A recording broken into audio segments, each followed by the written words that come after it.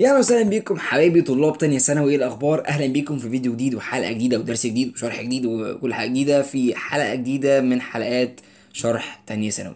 ايه اللي انا بقوله ده؟ مش عارف، بس النهارده جايين نخش في يونت 10.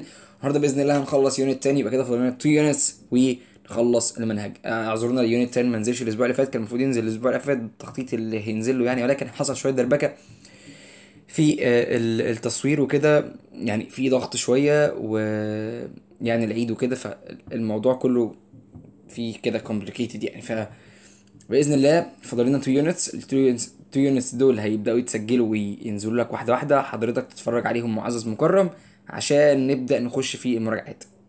طيب، عايزين نبدأ نحل كتير ونتدرب كتير جدا. عايزين نحل بطريقة يعني كتير قوي. المفروض نحل كتير جدا عشان نقدر نتدرب على طريقة الامتحان وطريقة الأسئلة، ونبقى خدنا كذا شكل من أشكال الأسئلة. فبإذن ربنا يعني يعني نتوكل على الله، توكل عليا بإذن الله. هنبدأ ننطلق في حوار الحل. طيب، عشان ما نطولش عليك، يلا بينا نبدأ بيونت 10. هناخد أول حاجة الفوكابس. بس قبل ما ناخد الفوكابس، يا ريت تنزل تعمل لنا سبسكرايب في الشانل وتشير الفيديو ده عشان الكل يستفيد واصحابك يستفيدوا. لو عايز يعني تساعدنا بحاجة، ساعدنا بالشير واللايك والسبسكرايب عشان نبدأ نستعيد الحماس من أول وجديد. احنا خلاص اهو 255 مشترك، فيعني عايزين نوصل ل 500 على آخر السنة مثلا ولا حاجة.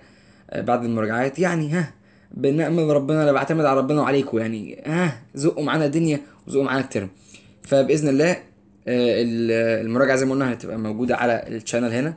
مش هنعملها السنه دي خالص باي رسوم او فلوس، فهتبقى فور فري يعني. يلا بينا نبدا في الكلمات. اول حاجه معانا برودكاست، اذاعه، او ممكن تيجي بمعنى ينشر او يذيع. وي منت، غير اللون. برودكاست. اديتور هو المحرر، الاديتور. فاكت تشيكر، تشيك يعني يراجع او تشيك، يعمل تشيك على حاجه، فهو فاكت تشيكر. هي مراجع الحقيقه، مراجع بتاع الحقيقه يعني. المقابله الانترفيو، انترفيو مش انترفيو. ممكن تقول انترفيو عادي، بس هي شائعه انترفيو. نيوز ريدر، مذيع الاخبار او اللي بيقرا الاخبار، جاي من ترجمه حرفيه يعني نيوز ريدر. طيب، فوتوغرافر، مصور ما اسموش فوتوغرافر ولا فوتوغرافر، اسمه photographer. تاني photographer، تاني photographer، photographer. اوكي. reporter، ده مراسل صحفي اسمه ريبورتر. السيرش انجن، محرك البحث زي جوجل وبينج وغيره. source، المصدر. accurate، دقيق. admit، يعترف به. alarm، الانذار. Caribbean Islands، هي جزر البحر الكاريبي، البحر الكاريبي. channel، قناة، قناة يعني. collect، يجمع. contain، يحتوي على. correspondent، مراسل صحفي. correspondent. deliberately، deliberately، deliberately deliber deliberately deliberately deliberately عن قصد. deliberately مقصود يعني، قصدي يعمل كذا. لو تعرف تسجلها سجلها ابعتها لنا على الجروب. ديجيتال نومادز، نومادز اللي هم البدو. فهو ديجيتال نومادز اللي هي الرحالة الرقميين، اللي هو البدو الرقمي يعني. انا مش فاهم هو ايه المصطلح ده كمصطلح، بس نعرفه فيه قدام باذن الله. ديزاستر، كارثة. fear، خوف. fire service، سيرفيس بس، خدمة اطفاء. flame، لهب او شعلة. headlines، عناوين. الايدنتيفاي، يحدد او يتعرف على. investigator، محقق. investigator. journalist، صحفي. online، عبر الانترنت. opportunity، opportunity، opportunity. تاني opportunity، فرصة. originally، اصلا او اساسي، الاصلي. perfect، حاجة تماما. perfect، حاجة على اكمل وجه او الجامدة، الحاجة الجمدان اللي هي الممتازة يعني. photography، تصوير فوتوغرافي. print، يطبع. printing press، المطبعة أو آلة الطباعة. تيجي برضو ببرينتر، produce ينتج. طيب حلو قوي. range سوري الرينج. رينج ايه؟ رينج المعدل. الرينج بيقول لك مثلا دي فرنج كذا في يعني بتلعب في المجال الفلاني في رينج. طيب ريكورد تسجيل زي اللي احنا بنعمله دلوقتي. احنا بنعمل ريك بس فيديو فيديو ريك. في الريك بتاع الواتساب الريكورد اللي هو الصوتي. regularly بانتظام. regularly بانتظام. مسؤول responsible. سين مشهد بيجي في حاجات الافلام سين. سيلكت يختار او يحدد. تيجي في الكمبيوتر لما تيجي تعمل سيلكت او على رسائل الواتساب او رسائل التليفون او اي حاجه بتعمل سيلكت للحاجات. سيلكت للصور مثلا عشان تبعتها. serious حاجه خطيره حاجه جاده. serious. السوشيال ميديا هي السوشيال ميديا. traditional تقليد. trust يثق. truth حقيقه. unclear غير واضح. clear يعني واضح بس. unclear يعني غير واضح. unreliable غير موثوق فيه. unreliable غير موثوق فيه. upload لما تيجي ترفع حاجة على النت بتعمل لها upload. download بتحمل. download بتنزل الحاجة. upload بترفع الحاجة. astronaut رائد فضاء. bomb قنبلة. competition منافسة. confirm يؤكد على. crash اصطدام. boom crash جاي على فكرة منها المصطلح الكراش والحاجات دي فاهم. فكده هو يعني crash اصطدام. crime جريمة. digital رقمي. discovery اكتشاف. find يجد. fix يصلح. frequently بشكل متكرر. frequently حلو أوي. income الدخل. inform يبلغ. injury إصابة. leader قائد. meteorite نيزك. on board على متن. on board على متن الحاجة. origin أصل. press conference مؤتمر صحفي. properly بشكل صحيح. recent الحاجة حديثة. حلو أوي كده خدنا صفحتين كلمات. تعال نخش على الصفحة التالتة. بيقول لك satellite قمر الصناعي. space walk السير على الفضاء او في الفضاء. ايه على الفضاء؟ في الفضاء. species نوع. suffer يعاني. talent موهبة. title ده عنوان. zoom in الزوم. adults اللي هم الكبار كبار السن او البالغين يعني adult. agree يوافق. brilliant عبقري. coastal ساحلي بقى. compare يقارن. اصعب حاجه الكومبيرنج دي. ما تقارنش نفسك بحد خالص. creation انتاج عمليه الخلق تسمى creation. عمليه الخلق او عمليه الانتاج. انت بتكريت فكره يعني. education تعليم. طوارئ emergency. grateful شاكر او ممتن. انت شخص grateful. ودايما حاجه كده تتعلمها دايما. خليك grateful قوي. خليك دايما شاكر. اشكر ربنا على القليل اللي معاك او ايا كان اللي معاك. اشكر ربنا وربنا في يوم من الايام هيزيد ده او هيزود ده. دايما لازم تتعلم حياة الشكر. حياة انك دايما تبقى بتشكر. بتبقى grateful شاكر وممتن لربنا على كل اللي بيحصل في حياتك ايا كان. لان يعني عارف ابسط الامور بجد احنا المفروض نشكر عليها. لان هو مدبر كل حاجة في حياتك. فانت لو في مشكلة حصلت اشكر ربنا انك ما وقعتش في مشكلة اكبر. اشكر ربنا ان المشكلة دي غرضها اكيد خير عن المشكلة الاكبر اللي كنت تلبس فيها مثلا. اشكر ربنا على اللي معاك ده. فدايما خليك grateful. خليك شاكر وممتن دايما لربنا يعني. involve متورط او مشارك. وجورناليزم الصحافة. journalist قلنا صحفي اوكي. كين متحمس.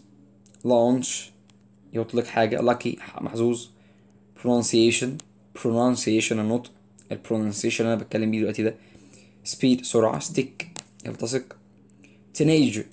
teenager مراهق. teenage بس فترة المراهقة. tone النغمة الصوت او نبرة الصوت. ممكن اتكلم بنبرة صوت او tone عالي انا ممكن اتكلم بتون عالي، ممكن اتكلم بتون واطي على حسب التون بتاعي. ممكن نتكلم بتون عارف التون اللي هو بيبقى مريح نفسيا شويه، فالتون ده بيبقى حلو قوي لو حد عايز ريلاكس، جيت ريلاكس يعني. وممكن تتكلم بتون تاني يخليك تبقى خلاص مش قادر تعمل اي حاجه خالص، فعلى حسب يعني. uninjured غير مصاب. unknown غير معروف. wave الموجة. ويب سايت witness شاهد عيان. artist و barrier و bury يدفن. طيب consequences عواقب. consequences council مجلس، يقول لك British Council. البريتش كونسل اللي هو المجلس الثقافي الانجليزي يعني المجلس الثقافي، فكونسل المجلس البريطاني قصدي. فكونسل مجلس يشيد او يشيد او يقيم. erect exploration استكشاف مؤرخ. historian incident حادث. location موقع. monument sorry monument نصب تذكاري. necropolis جبانة أو المكان اللي بيدفن في الموتى. objects أغراض. order ترتيب أو أمر. overhead علوي. permission إذن أو تصريح. recent حديث خدناها فوق. remain بقايا أو آثار الحاجة اسمها remains. remarkable رائع أو ملحوظ قصدي. road طريق. sculpture نحت. و spokesperson متحدث رسمي. و successful و whale حوت. كده احنا خلصنا الكلمات. تعالى يا سيدي نخش على الجزء الثاني من الوحدة وهو جزء المصطلحات او الاكسبريشنز. يلا بينا. be stuck in يعلق او يحتجز. stuck in. be دي يعني am always are was were ايا كان على حسب الزمن. stuck in فيتم احتجازه يعني. طيب cover the important يغطي معلومات هامة. important information يبقى cover the important information يغطي معلومات هامة. give permission يعطي الإذن. call for help يطلب المساعدة. call for help for some unknown reason لسبب غير معلوم. in the hope of in the hope of على أمل كذا. able to قادر على. happy about سعيد بشأن. happy about. keen on حريص على. example of مثال على. interested in مهتم بيه. spokesperson for متحدث باسم حط for. cause serious problems يسبب مشاكل جادة أو مشاكل خطيرة يعني. cause ايه serious problems. have the chance to لديه الفرصة لي. have then the chance to make an amazing discovery بيعمل اكتشاف amazing مذهل. come true يصبح حقيقة يعني أو يتحقق. in charge of خلي بالك دي of و in في in charge of مسؤول عن كذا. take photographs يلتقط صور. broadcast on يذيع على. look into يفحص. turn to يتحول إلى. care about يقلق على كذا أو يهتم بيه. range of نطاق كذا أو مجموعة كذا. upload to بيرفع على الإنترنت أكيد. crash into يصطدم بيه بتاخد into. crash into يصطدم بيه. send out يرسل. send out يرسل. worried about أو of كده لا about بس worried about دي hear about أو of يقلق بشأن worried about. hear about أو of يسمع بيه يسمع عن حاجة يعني. share space with شارك مع. share مثلا my photos share photos with يبقى بيشارك صور مع. ودي كانت الاكسبريشنز يا صديقي لطيفة جدا وصغيرة وسهلة. كل اللي عليك تعرفه ان احنا بنعرف حروف الجر بتيجي امتى. تعرف كل فعل ياخد حرف جر ايه. كتر التكرار وان انت تشوفهم كتير وتقراهم كتير هيثبتوا في مخك من غير اي حاجة ما تقلقش يعني. والحل كتير عليهم بس كده. طيب تعالى ناخد النوتس. بيقولك عندنا investigator و conductor وعندنا inspector. conductor ده محصل القطر، الراجل اللي بيحصل في القطر. انفستيجيتور ده محقق او مفتش، ده لازم يكتشف الحقائق والجرائم. انفستيجيتور. انسبكتور مفتش، بس ده مفتش مثلا زي مفتش الصحة كده. يعني بص، انفستيجيتور المفتش اللي هو محقق كونان ومفتش كرومبو والناس دي. الانسبكتور ده الشخص اللي هو بيراقب الناس اللي شغالين، يعني بيجي يشوف الناس بيعملوا شغلهم على اكمل وجه. والتاني مفتش الاتوبيس ده قشطة عادي. ده كده الفرق بين التلاتة. طيب عندنا سين وفيو وسينري. سينري دي انت اول مره ممكن تكون شفتها، بس هي معناها مناظر طبيعيه جميله، مناظر خلابه. فيو منظر طبيعي ثابت. والسين ده مشهد في مسلسل، في مسرحيه، او ممكن يكون اصلا في جريمه قتل وده موقع الحادث نفسه. السين هي. فعندنا سين وسين سينري وفيو. طيب ده كده الفرق بين التلاتة. عندنا proud. I proud of to that. ذات دايما بتيجي بعدها جمله كامله، فاي حاجه بعد ذات جمله كامله. فبراود ذات فخور بان حاجه ويروح مكمل. مثلا بيقول لك we are عذرا we are proud that they choose our school for مش عارف ايه كده، جمله مش كامله معلش. طيب proud to proud of. proud of بيجي بعدها اسم او ضمير او ing. proud of its achievement فخور بإنجازاته أو فخور بلعبه playing مثلا أي حاجة. to بيجي بعدها verb في صيغة المصدر. I proud to say to say we made the right decision. I'm proud to say. ف proud to في عندنا proud that proud to proud of. proud of اسم أو ضمير أو ing. proud that جملة. proud to يجي بعدها الفعل في المصدر. حلو أوي زي الفل. تعالى يا صديقي نكمل. تعالى نشوف شوية النوت دي. طيب بس تعالى نشوف بقى النوتس بتقول ايه.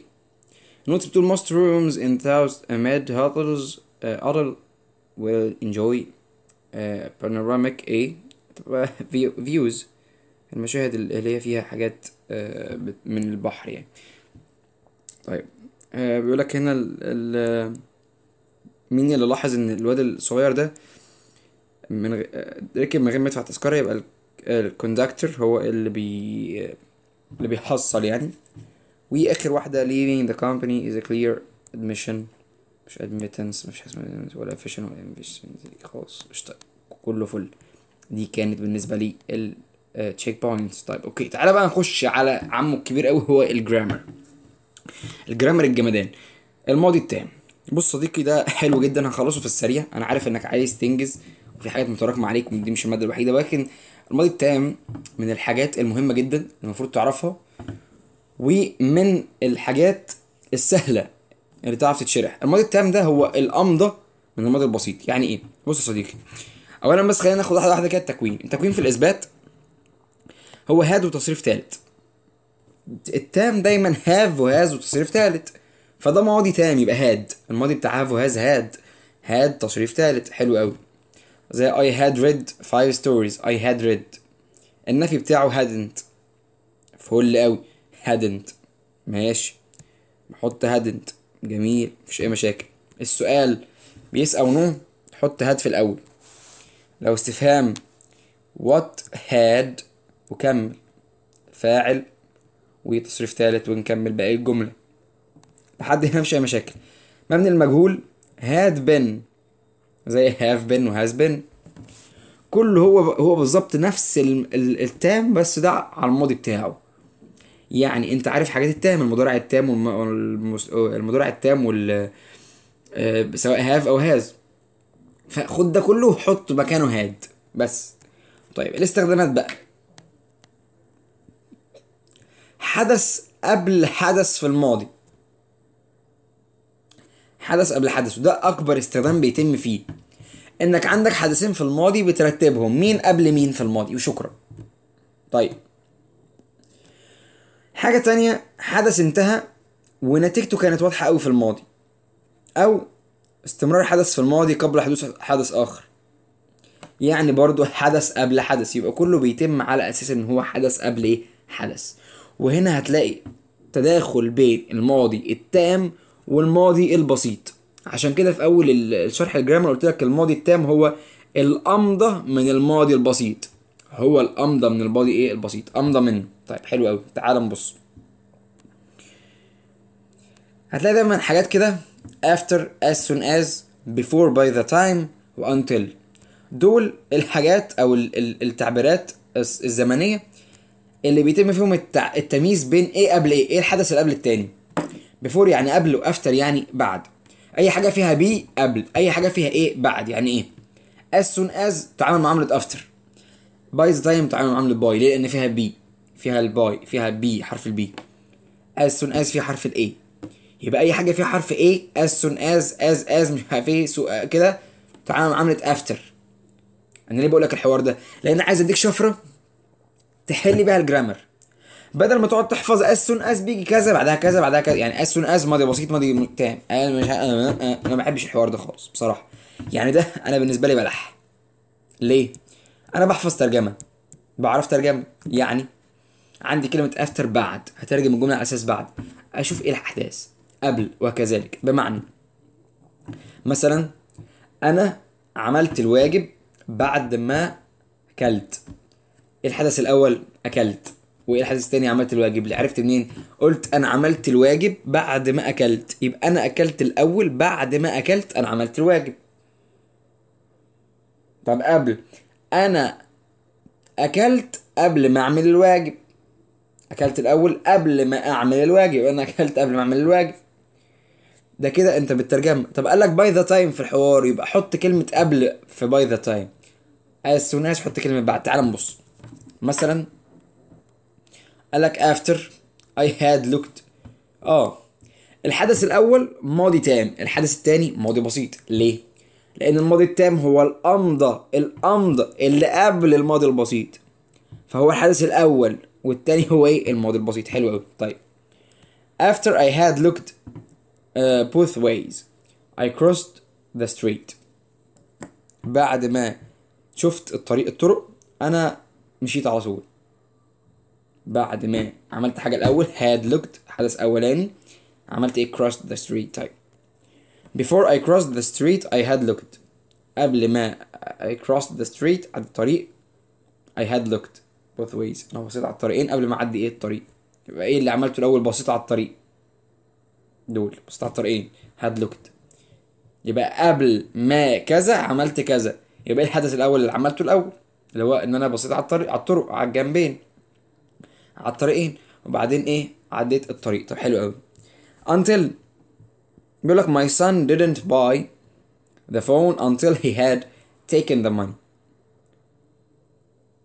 حتى يعني ابني didn't buy the phone، مش هيشتري الفون حتى taken the money، حتى ياخد الفلوس. يبقى ايه الاول؟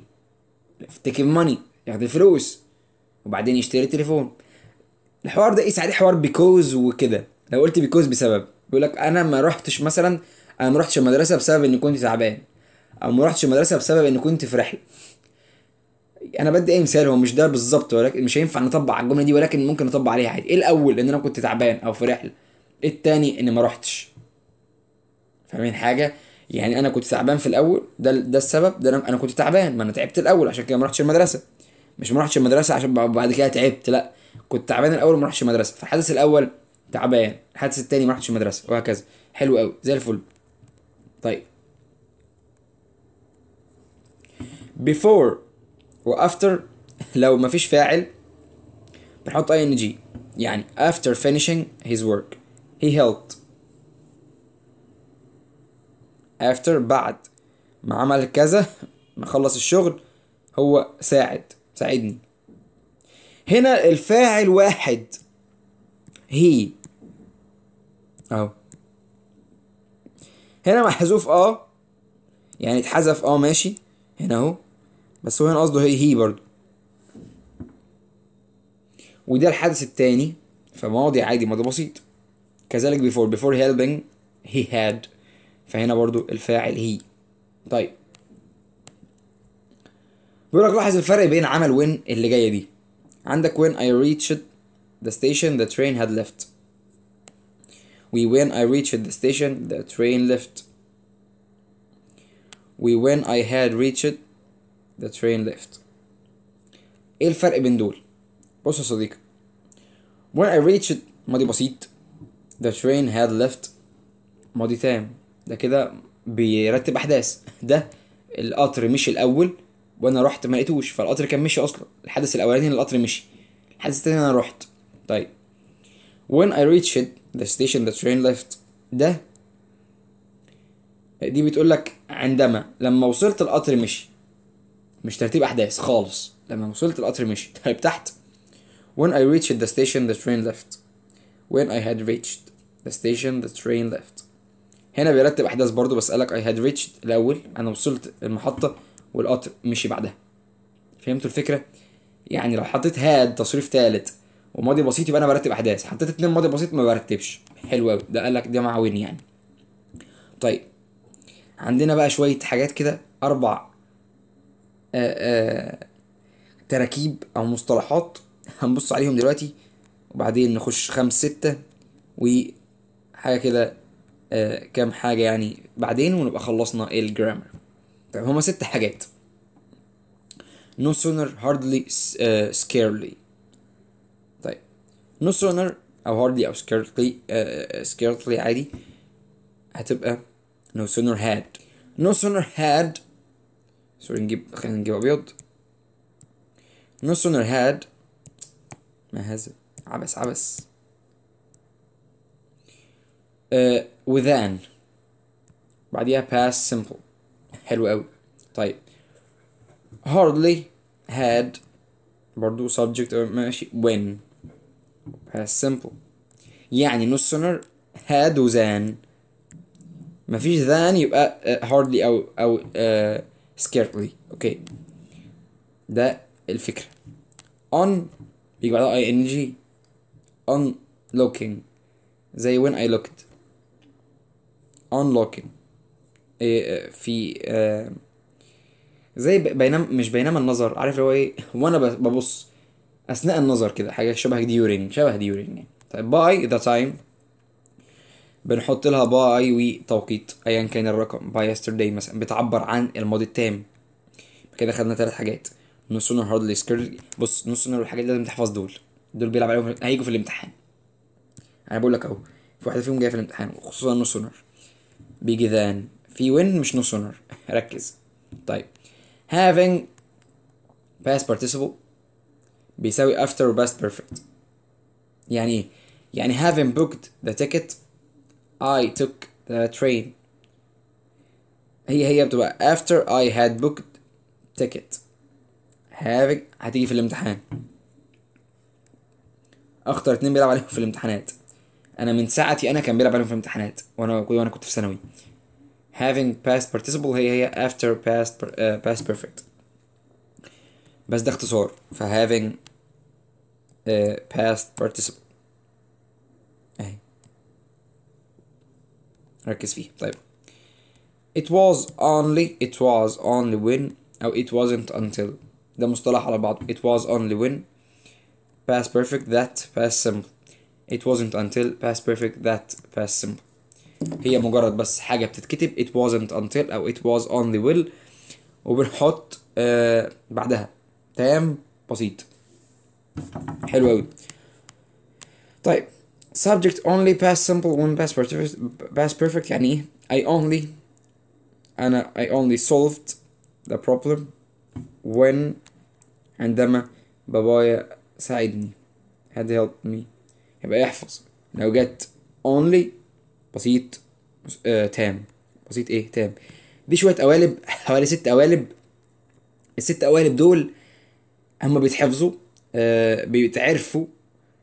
في حاجات بتيجي بعدها حاجات، فانت بتبقى حافظ ترتيبهم وبتبقى حافظ ايه اللي بيجي معايا إيه. زي مثلا no sooner بيجي بعدها then، ولو when يبقى hardly. لو it wasn't until و it wasn't until او it was only will بيجي بعدها مثلا past perfect بعدها past simple. وفي that في النص. في that انت خلي من that دي جامدة، عشان ممكن يجيب لك that ولا when ولا than، فلازم تعرف ان هي that وهكذا. طيب تعال نخش على شوية حاجات في الماضي التام تاني، في اخر حاجة خالص، اخر سلايد، وبعدها هيبقى الواجب بتاعكم ان انتوا تحلوا الاسئلة، وكده نبقى خلصنا الجرامر. اخر صفحة بتقول ايه؟ حاجات بس صغيرة، استخدامات اخرى للماضي التام، حاجات تانية بيستخدمها الماضي التام، زي مثلا مع اف في الحالة التالتة بنحط اف هاد تصريف تالت، و would have تصريف تالت. قشطة. wish او if only. I wish I had studied. I wish I had studied لما تيجي تعمل لوم او ندم. I wish I had studied. I'd rather you hadn't done. اللي هي I wish you hadn't، هي بتساوي I wish you. احفظ I would rather دي عشان بتيجي في الامتحانات برضو. wish و would rather بيجي بعدهم ماضي تام، I would rather you. I would rather فاعل مفعول. I would rather you. I would rather اي حد. I would rather كذا hadn't كذا كذا. اوكي، دي شوية استخدامات للماضي التام. طيب نعمل ملخص سريع كده كل اللي خدناه. احنا في الاول خدنا شوية كلمات، تعالى نطلع فوق. بداية خدنا كلمات، تعرفنا على الكلمات كلها، تعرفنا على المصطلحات، خدنا شوية نوتس، بعدين حلينا مع بعض التشيك بوينت، بعدين دخلنا في الجرامر. الجرامر هو ماضي تام. عرفنا الماضي التام ده بيجي دايما عشان يقارن بين زمانين اللي هما الماضي التام هو الامضى من الماضي البسيط. الماضي التام بيجي لما بيجي عموما بيبقى عايز يرتب احداث. الماضي التام هو الحدث الاول، والماضي البسيط الحدث الثاني. الماضي التام الحدث الاول، ماضي بسيط حدث تاني. ماضي تام بيجي هاد تصريف تالت، هاد وتصريف تالت، وخدنا السؤال بتاعه ازاي، سواء يس او نو او كلمه استفهام، وخدنا النيجاتيف، وخدنا المبني للمجهول، والاستخدامات خدناها برضو. وبعدها خدنا استخداماته مع التعبيرات الزمنيه زي after و as soon و before و by the time و until، وخدنا شويه نوتس عليها. وبعدين خدنا القوالب، 6 قوالب بنحفظهم، no sooner و hardly وكده و on، وخدنا by. الباي و on مش اجمل يعني، مش صعبين خالص. الفكره في having و hardly و no sooner دي و بس دول اكتر 2 بيتلعب عليهم يعني. having booked، having تصريف تالت هي after و past perfect كاملة. وخدنا it was only when أو it wasn't until، وخدنا only. وبعدين خدنا 3 استخدامات كده زيادة زي I wish، زي حالة if التالتة يعني، دي كده كده عارفينها. خدنا بقى 2 اللي هم I wish و اسمها هي I'd rather و I wish بيجي بعدهم تصريف تالت أو ماضي تام. خلي بالك من النقطة دي. بس يا صديقي كده أسيب لك أنت الحل. لحد هنا أكون قدرت ألخص لك الوحدة العشرة. يا رب يكون تلخيصي عجبك، ولو في حاجة مش فاهمها ابعت لنا، عشان اكتبها لنا في الكومنتس، عشان كده كده بنحضر اللي أنت مش فاهمه للمراجعات، أو نظبطه في لايفات مثلا قدام. فعشان خاطري ما تبخلش علينا بلايك وشير، ما تبخلش ان انت لو في حاجه مش فاهمها تبعت لنا عشان افهمها لك ونشرحها لك واحده واحده. لو اي سؤال وقف قدامك في الانجليش، حتى لو بتحل مع حد تاني، حتى لو بتاخد درس اصلا وبتحل حاجه وقف قدامك، ابعت لنا في الكومنتس، هنبقى هنجاوبك عليها، مش هنقول لك لا يعني. الى هنا ساتركك يا صديقي، وهتوحشني جدا لحد المحاضره الجايه باذن الله. اسيبكم مع نهايه الوحده دي، وابدا حل الاسئله اللي ما بتحلهاش دي. انا عارف انت كسلي اصلا وبروطه، ولكن على قلبي زي العسل، بحبك اصلا. شكرا لكم يا شباب، اشوفكم في حلقه جايه. باي باي.